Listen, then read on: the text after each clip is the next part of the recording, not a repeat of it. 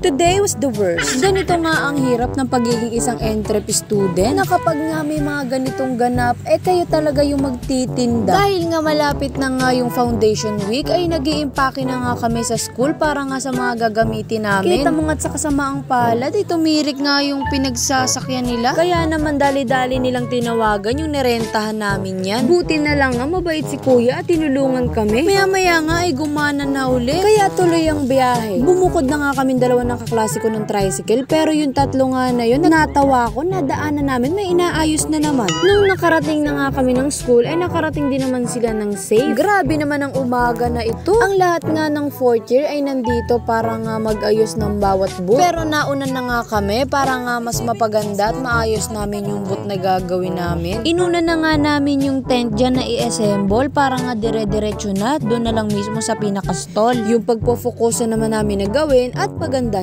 Sobrang hirap pala netong i-assemble. Hindi na nga ako tumulong dyan dahil hindi ko rin talaga malaman. Hindi rin naman nagtagal ay nalaman din namin kung paano nga gagawin to. I mean, nalaman din nila. Nilalagay pa nga lang yung bubong ng tent, yung pawis ko, grabe, tagaktak na. Kasi naman, tignan mo naman yung suot ko, balot na balot. Pero ayos nga lang yan dahil nga para sa akin, mas mainit nga kapag naka-t-shirt. Ganito nga ka-hassle gumawa ng booth para nga magmukhang presentable bukas sa pagbebenta namin. Malay ko bang ganito pala kahirap yung kursong kinuha ko. Akala ko naman kasi pagbebenta lang okay na, ganun-ganun lang. Maproseso at kailangan talaga ng effort para magpapansin. Anong oras na nga yan? Kaya nga na mahinga na kami. Maya-maya nga ay kumain na rin dahil nga tanghali na. Sumalampak na nga kami dahil nga mabilisan lang kain niya. Pagkatapos kumain ay tuloy ang paggawa. Nilagyan na namin ng arko para nga bukas ay kitang-kita. Tabi-tabing booth at kanya-kanya estilo ng paggawa. Depende na sa'yo kung paano ka makakabenta. Inayos na nga rin namin yung paligid ng stall para nga bukas ay hindi na namin isipin yan. Gagawa na lang nga kami ng product. Sinunod naman namin dyan ay yung paglalagay na nga ng mga kortina para sa paligid ng tent. Dahil ito nga yung magsisilbing production namin bukas sa paggawa ng aming product. Mabilisan at saglitan nga lang yung paglagay namin ng kortina dyan dahil nga sinusuotan lang naman.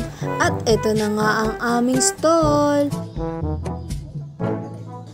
O diba? Kinuhanan ko na nga rin sa malayo dahil ganito nga kalawak yung pagpupwestuhan ng bawat stall. Sa susunod kong ang vlog ay makikita ninyo bawat isa ng mga stall na mga ginawa namin. After nga namin gumawa, ayan, nagsisingilan na kami ng lahat ng gastos. Eto na nga parte yung pinakaayaw namin lahat. Dahil eto na nga yung akala mo na porke nag-abono ka, may pera ka. Yung tipong akala mong yung inabono mo, babalik sa'yo. Hindi. Dahil kapag nga naningil sila ng inabono nila, bibigyan mo. At nung ako na nga yung maniningil sa kanila, babalik din nila yung binigay ko. O diba ang gulo? Parang yung kurso kinuha ko. Dinadaan na nga lang namin yan sa patawa-tawa dahil nga wala rin naman kaming magagawa kundi gumastos din talaga. Natatawa nga ako sa kaklase ko dahil dalawa nga daw yung wallet niya. Bibigay na nga lang daw sa akin dahil wala naman din daw laman. Swerte ka pa talaga kapag may natira pang 50 pesos sa taka mo. Natatawa nga ako sa dalawang to dahil ang tagal-tagal ay hindi pa na sila tapos sa pagbibilang. Kapag pera talaga, ang hirap bitawan. Tinan mo na lang to si Maring Carla, tinataktak na yung pitaka. Kaya sa mga nag-iisip ng kursong entrepreneur, pag-isipan nyo pang mabuti. Siguro mga 1,000 times, ganun. Ganun nga ka-OA kasi nga ang OA lagi nang binabayaran. Simula nung mag 3rd year and 4th year nga ako, hindi na ako natutuwa sa kurso ko. Grabe yung pagod at hinanakit sa buhay kapag talaga pera ang pinag-uusapan. Etong kaklase ko, natatawa ko dahil may 200 na nga daw siya. Tapos isang segundo lang na sinabing magbabayad ulit panibagong bayarin para sa tubig. Ayun, cancel ang pag-ipit sa pitaka.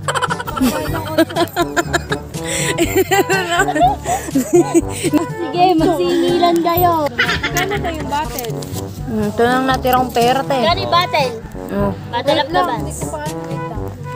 Tapos nagsisingilang ito, naniningil pa to ng matubig lang. So wakas ay natapos din ang kaguluhan sa pera at makakauwi na nga kami. O paano, see you on my next vlog.